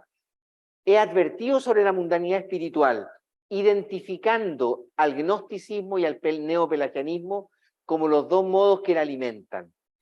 El primero, el neopelagianismo, pueden ser, perdón, el gnosticismo, son palabras que pueden ser conceptos que no conozcamos, pero él lo explica. El primero, el gnosticismo, reduce la fe cristiana a un subjetivismo que encierra al individuo en la inmanencia de su propia razón o de sus sentimientos. Es lo que nos puede pasar cuando consideramos que la liturgia tiene que ser a la pinta mía. Pongámosle un cura. No, aquí la liturgia es a mi pinta. No, señor, no es a su pinta. Es a la pinta de la iglesia, ¿no? Ahí nos puede pasar que se nos esté colando este gnosticismo.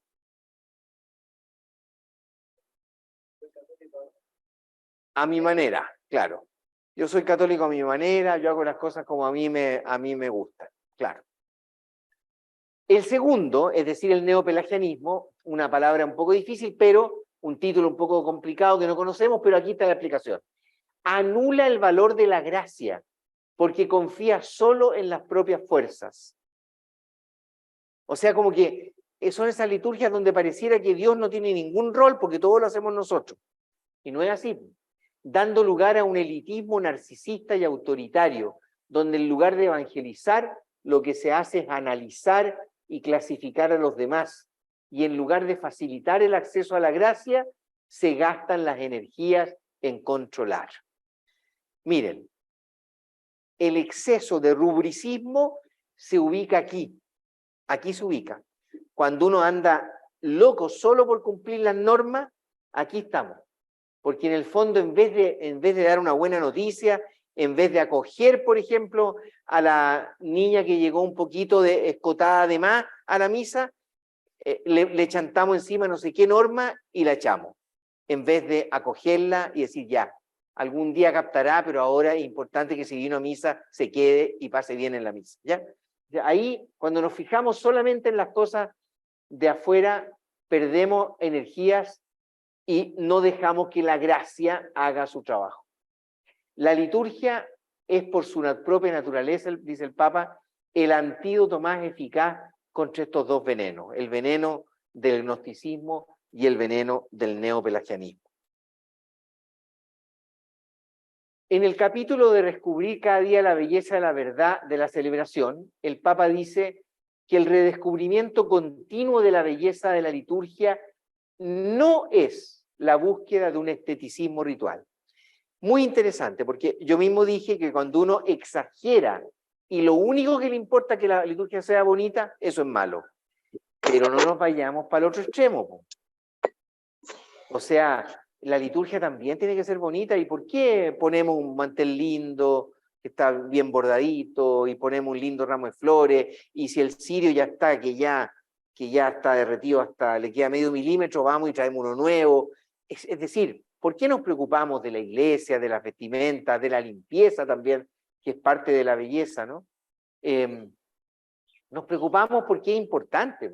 La preocupación por la belleza no es una búsqueda de esteticismo necesariamente, es que algo que nos importa, igual como en la casa, también nos gusta tener la casa limpia, bonita, ordenada, ¿no es cierto? Y no porque seamos esteticistas, no, sino que porque es parte de la vida, sobre todo si uno invita a alguien, ¿no? Como invitamos a Jesús a cada misa. Hay que cuidar los aspectos todos los aspectos de la celebración, el espacio, el tiempo, los gestos, las palabras, los objetos, las vestiduras, los cantos, la música. Todo es importante. Nunca me olvido, siempre me acuerdo cuando hablo de esto, la primera vez que llegué a celebrar misa a una parroquia del sur de Italia, en la punta de la bota, primera vez que iba ahí, después fui muchas veces. El cura era re buena persona, pero tenía tan poco ojo para esta cuestión de la limpieza. Entonces me invita a concelebrar con él. Entonces él saca un alba, que era la de él, y después empiezan a buscar una y me pasan una. Oiga, y yo realmente me llegó a dar arcada ponerme esa alba. Fíjense, les voy a decir, era un alba de una tela bien delgadita, estaba brillante de grasa humana, brillante así, es que como que se veía a través, así, ¿no? Como esos papeles que se ponen como transparentes, así estaba en esta parte de acá. Oye, cuando me la puse por acá, chuta, o sea, lo hice, me la puse por supuesto y celebré. Pero realmente, bueno, podrá decir uno que es una tontera, ¿no? Pero ¿cómo no tener cuidado? Son las cosas básicas, ¿no es cierto? Sobre todo si yo le doy una cuestión a una persona que no conozco, por lo menos como darle un alba limpia, ¿no es cierto? Bueno, en fin, entonces la limpieza y la belleza no son necesariamente algo, no hay que irse al chancho. En exceso pueden ser malas, pero son importantes. Después esto es muy importante, esto creo que es de las cosas más clave que dice el Papa en esta carta. Cuando él habla del asombro ante el misterio pascual, que es parte esencial de la acción litúrgica, como titula ese capítulo, dice lo siguiente. Cuando digo asombro ante el misterio pascual, fíjense lo que dice. No me refiero en absoluto a lo que me parece se quiere expresar con la vaga expresión sentido del misterio. A veces entre las supuestas acusaciones contra la reforma litúrgica está la de haberlo, se dice, eliminado de la celebración. Efectivamente, uno escucha de repente a gente más bien conservadora que dice, no, a mí no me gustan estas misas actuales donde todo es aplauso, todo es guitarreo, todo es canto para acá, y se perdió el sentido del misterio. ¿Y qué entiende usted por sentido del misterio? Porque si usted me va a decir que el sentido del misterio es que todos estemos callados, le digo que eso no tiene nada que ver con el sentido del misterio. Eso es fomedad. Yo le doy otro nombre. Eso es fomedad. Yo puedo celebrar la liturgia con la misma intensidad de fe, aplaudiendo y cantando, que en completo silencio. Cada cosa tendrá su lugar.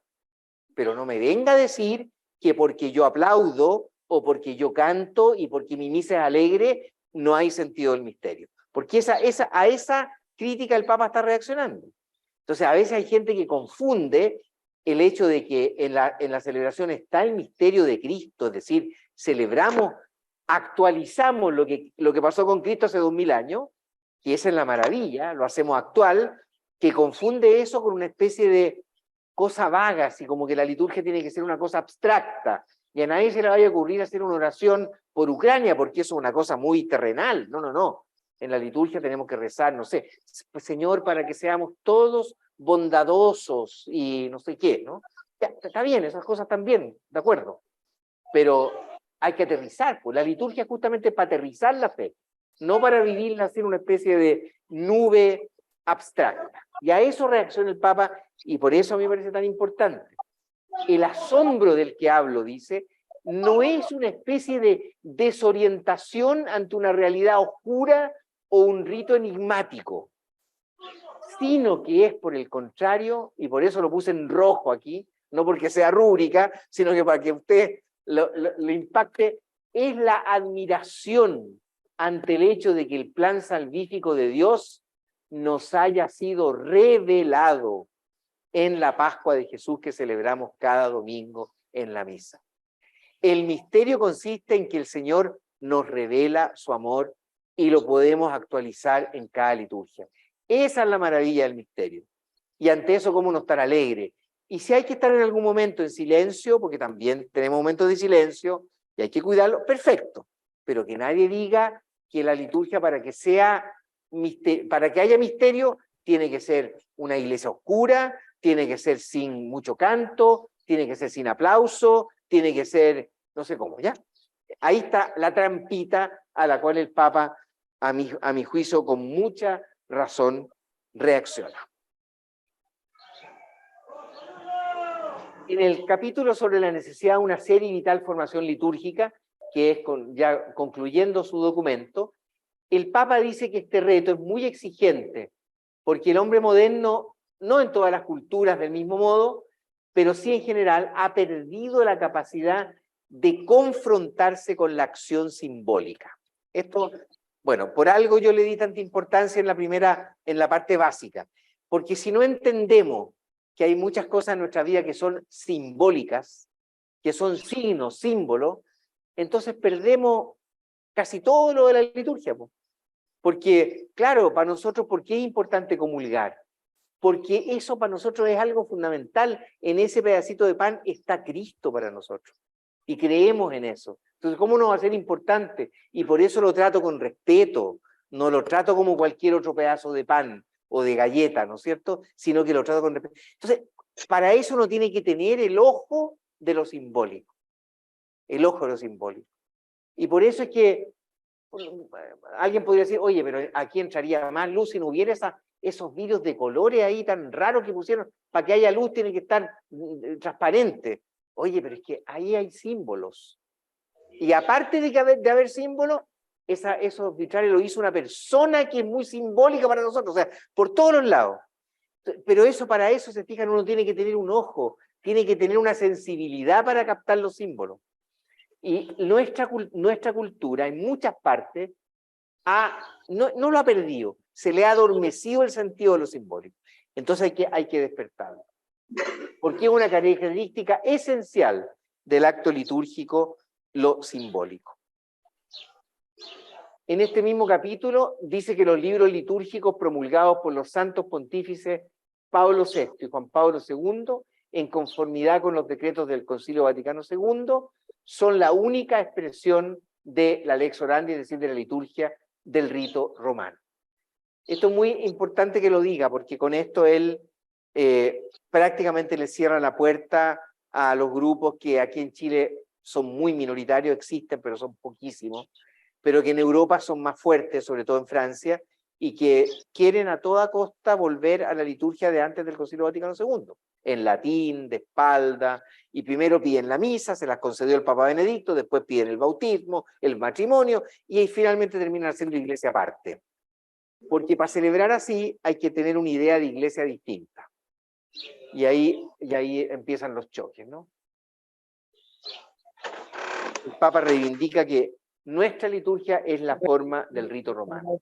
En el Ars Celebrandi dice que no puede reducirse, fíjense, esto es bien importante, celebrar bien, el arte de celebrar, Ars Celebrandi significa el arte de celebrar bien, el arte de celebrar bien no se puede reducir a la mera observancia de un aparato de rúbricas, ni tampoco puede pensarse en una fantasiosa, a veces salvaje, creatividad sin regla.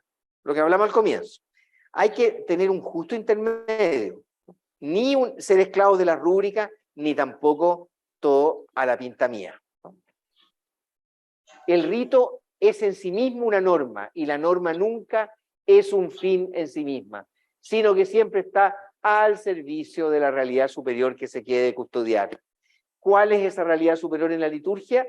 Que todos los que estamos reunidos nos encontremos con Cristo y con su misterio en el mejor sentido de la palabra, es decir, con sus acciones de su vida histórica que se actualizan en nuestra celebración. Ese es el bien superior. Si eso lo conseguimos, la liturgia será buena.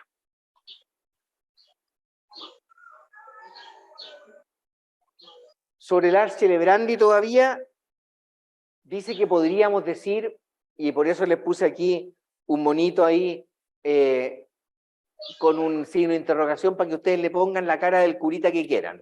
Ahí ustedes le ponen la cara del curita que quieran. Dice el Papa, podríamos decir que existen diferentes modelos de presidencia.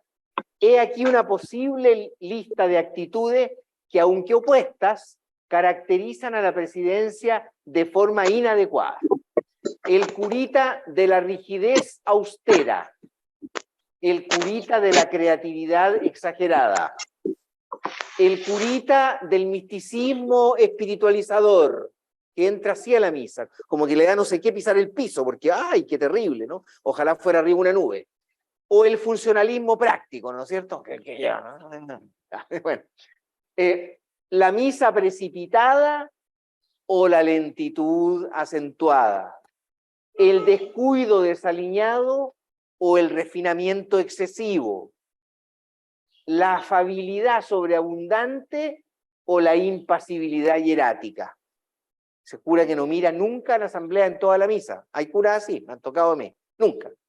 Y otros que es puro ñuñuco nomás y pura cosa. Entonces, bueno, el Papa pone extremos, pero creo que es interesante porque nos puede ayudar aquí también a que ustedes ayuden a los curas, porque de repente a todos nos puede pasar que caigamos en alguno de estos extremos, y si lo tenemos permanentemente, peor aún, ahí habría que hablar con el cura, ¿no? Si hay alguien que permanentemente tiene alguno de estas exageraciones para un lado o para el otro, bueno, ahí ustedes ya me di cuenta que todos fueron muy creativos y pusieron a todos los curas que conocen ahí en la cabecita. Está bueno.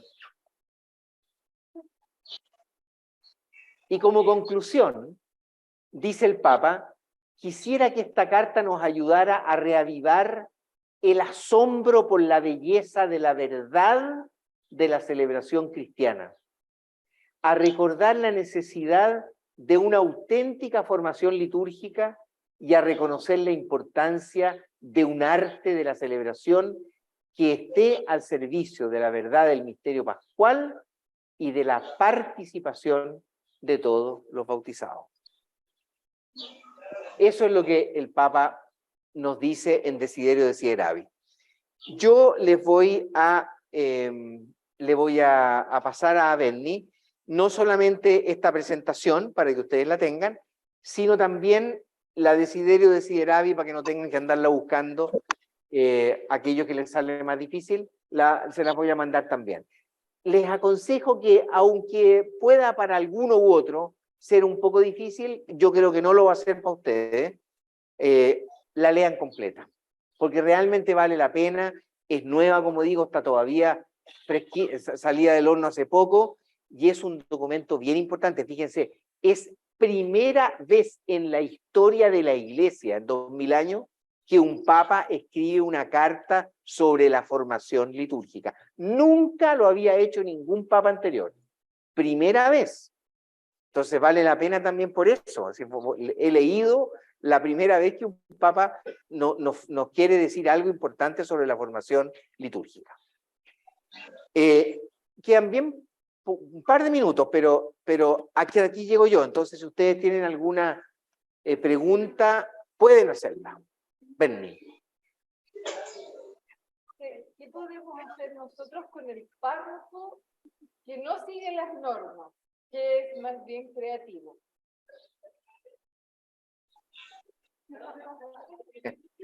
Bueno, miren, con todos los párrocos, porque podría haber aparecido la misma pregunta al revés, ¿no es cierto? Para uno que es excesivamente inflexible. Yo creo que en todo esto es un problema pastoral, que se toca un poco con lo que preguntaba una hermana aquí hace un rato, de qué decir con qué decirle a esa comunidad, ¿no es cierto?, que discrimina a las personas que entran a la iglesia. Yo creo que no queda otra en esto que el que los laicos se empoderen de su verdadera dignidad. Yo lo he dicho muchas veces, yo sé que no es fácil, así que no quiero decirlo así como livianamente, pero aprovechándome del hecho de que cada vez hay más laicos y laicas que se empoderan de verdad de su rol y no le tienen miedo al cura como una persona que está en un pedestal, sino que realmente son capaces de hablar de tú a tú con él. Yo creo que lo mejor es que en ese caso, no una persona, porque es más difícil, pero por ejemplo se pongan de acuerdo 3 personas, 3 agentes pastorales, que además se sabe que el párroco les tiene buena, que los va a escuchar, que no van a mandar a las personas con las cuales el párroco tiene la peor relación, porque ahí les va a pegar la patada al tiro, ¿no? Ya, bueno, y van y le piden hora, nada de hablar en el pasillo. Padre, queremos conversar con usted. ¿Cuándo? No, pero díganme al tiro. No, padre, queremos conversar con usted, que nos dé una hora en la oficina parroquial. Quisiéramos conversar un rato más largo con usted. Ay, pero ¿sobre qué? Padre, ahí le vamos a decir, no se preocupen. Ya, listo. Concertamos una hora. Nos sentamos con el párroco. Y tranquilamente, incluso habiendo conversado bien entre los 3 antes, anotado un par de cosas, y sin ninguna rabia, sino que díganle las cosas. Si el párroco aún así no escuchara, lo cual yo creo que en muchos casos va a pasar que va a escuchar. Si no escuchara, ahí se van a otra instancia superior. Ahí está la instancia del vicario de la zona, del arzobispo. Ahora, que aún eso es difícil, hasta eso lo sé. Me contaban el otro día que hay una parroquia que creo que está en la zona norte, donde no sé de dónde es vicario el obispo nuevo, Cristian Castro. ¿Alguien sabe de qué zona es el vicario él? Bueno, en esa zona hay una parroquia donde hace 2 años llegaron unos curas franceses que son de Punto Corazón, que es un sitio web bastante conservador. Bueno, llegaron unos curas franceses y los curas anteriores eran bastante abiertos de mente. Y resulta que este cura, sin preguntarle a nadie, empezó a celebrar la misa de espalda y lo hace todos los domingos. Celebra con el rito nuevo, pero celebra de espalda. Y empezó a cambiar todos los cantos. Todo el coro cambió y él empezó a imponer los cantos que él quiere. Y los empezó a enseñar, y además él es buen músico, entonces ha enseñado, y hay gente que engancha, por supuesto, se hace amigo al tiro ahí. Bueno, ha sido imposible. Han alegado con el vicario y el vicario al final no ha hecho nada.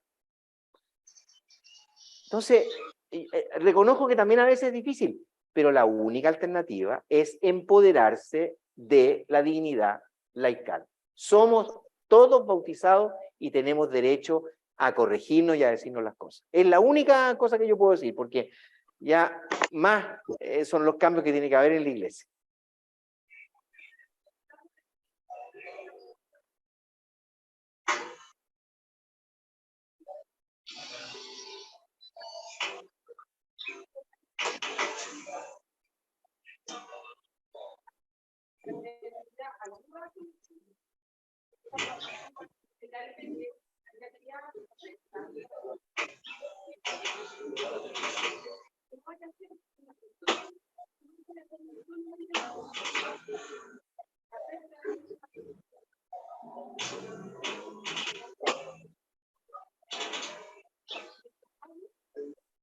Claro.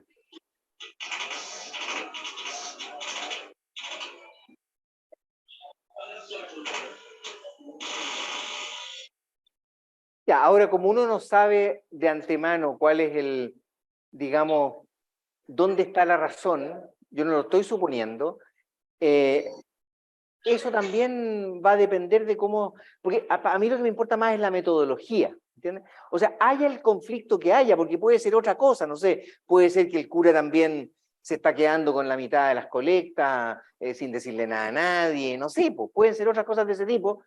En cualquiera de los casos vale lo que yo decía. Si no hay laicos y laicas que se empoderan de su rol y saben que tienen la misma dignidad bautismal que él y que tienen derecho a hacerle una corrección fraterna, nunca va a pasar nada. Podría ser que de repente se equivocaran, personas que van donde el párroco y se le plantean bien las cosas y que no tuvieran la razón, podría ser.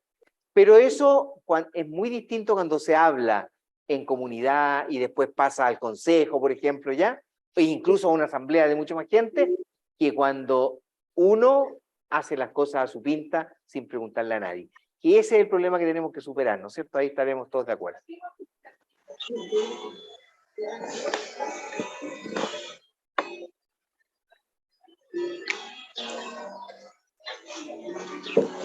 Claro. Prendió. Sí, Iván.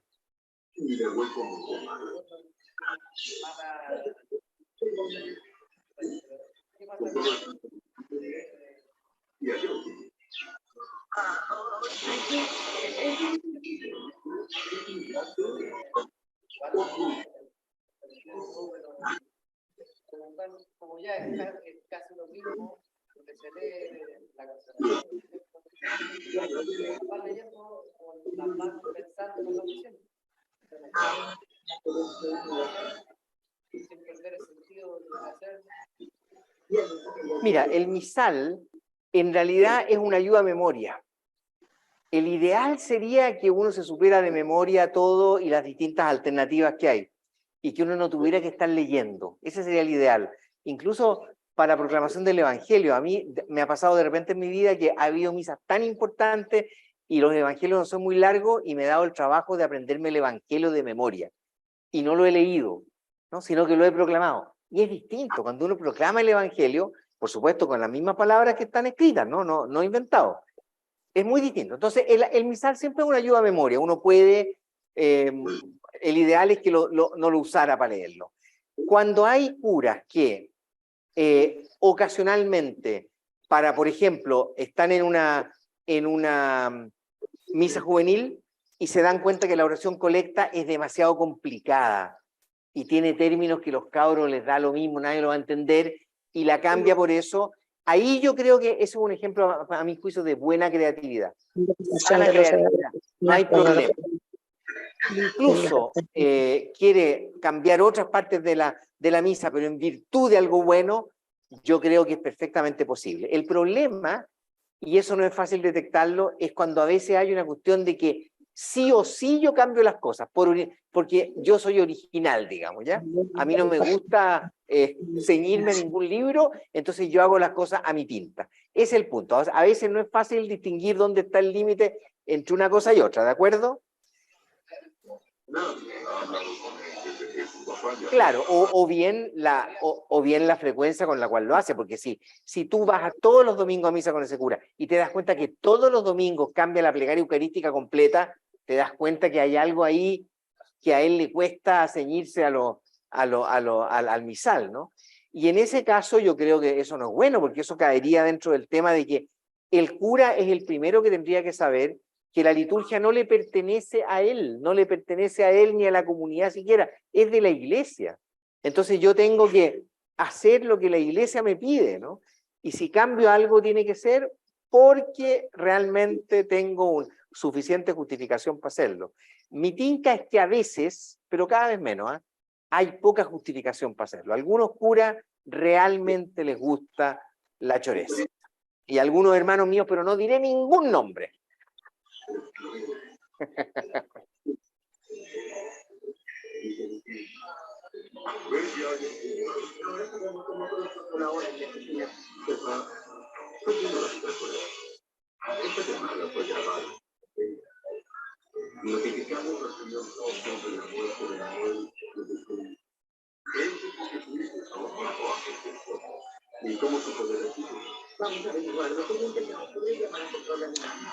Por favor, mandar material. Claro.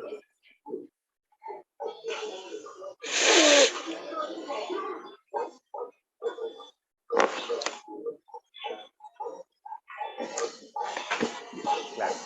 No, yo creo que en eso hay que ser muy libre y tal vez lo mejor es ponerse de acuerdo en las comunidades, ponerse en este caso, por ejemplo, en el Consejo Parroquial y tomar una determinación, hacerse una pequeña norma comunitaria. Cuando pase esto, vamos a hacer esto con el acuerdo de todos. Ahora, si la primera vez nadie está de acuerdo, yo creo que no hay ningún problema que la comunidad comience, porque el rol estrictamente sacerdotal solo se necesita para el momento de la plegaria eucarística. Si el cura llega antes de la plegaria eucarística, se metió nomás, y agradeció, pucha, qué bueno que hayan empezado porque yo me atrasé. Me acuerdo perfectamente, a mí este año, en mayo creo que fue, me pasó esto, me di cuenta, y como yo sé que donde yo celebro la gente no se iba a atrever a hacer esto, porque el cura que tienen es súper autoritario, no, sino que porque yo los conozco, porque algunos son más cuadraditos, yo los llamé por teléfono. Yo les dije, ¿saben? Es imposible que llegue a tiempo, porque me pasó tal y tal cosa, había tenido un incidente. Por favor, empiecen la misa y yo me integro. Voy a llegar seguramente después del Evangelio, así que si quieren, empiecen a comentar el Evangelio y ahí yo llego. Al final llegué justo cuando habían terminado el Evangelio. Entonces, pero yo creo que es bueno hacer un acuerdo en cada comunidad con el cura, ponerse de acuerdo. ¿Sí?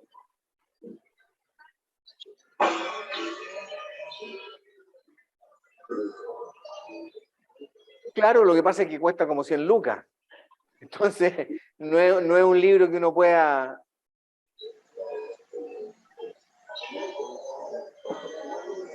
Claro.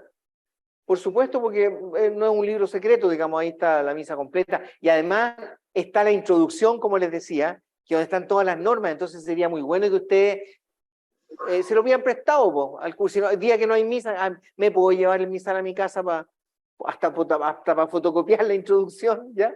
Aunque esa la tenemos también en informática, así que no hay problema. Ya. ¿Tienes alguna otra pregunta ahí de chat o no?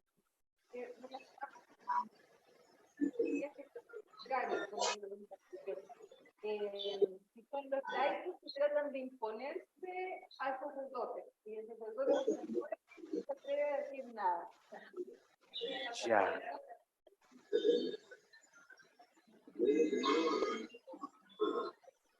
Yo creo que lo primero que tiene que hacer el cura ahí es acatar, porque él no debiera imponerse ahí, acatar lo que la comunidad tenga, y si realmente hay cosas que él ve que son incorrectas, de verdad incorrectas, bueno, poco a poco se va haciendo amigo de la gente, las va expresando, las va diciendo, las va manifestando. Pero en todo caso, de entre los dos extremos, es casi el mejor. Claro, que sean los laicos los que tienen ideas propias. Eso, bueno, hermanas y hermanos. Entonces, pasamos 2 de los 7 temas, quedan 5. Ustedes vieron, el tiempo se hace cortísimo. Entonces yo voy a ver si elijo de los 5 que nos quedan 3, algo así, a lo más. Hoy día pasamos 2 nomás, para pasarlo la próxima vez. Y lo que sí les comprometo es que de los otros temas les voy a dar algún pequeño material. Eso sí, ¿de acuerdo? Aunque no los tratemos aquí en nuestra sala. ¿Les parece entonces? Si les parece, podemos rezar a la Virgen, ya que estamos en el mes de María, y podemos decir juntos y juntas: Dios te salve María, llena eres de gracia, el Señor es contigo, bendita eres entre todas las mujeres, y bendito es el fruto de tu vientre, Jesús. Santa María, Madre de Dios, ruega por nosotros pecadores, ahora y en la hora de nuestra muerte. Amén. Tengan una muy buena semana. Traten bien a sus curitas. Chao, amigos y amigas en línea, que estén muy bien, que lo pasen bien, y nos vemos, si Dios quiere, el otro sábado.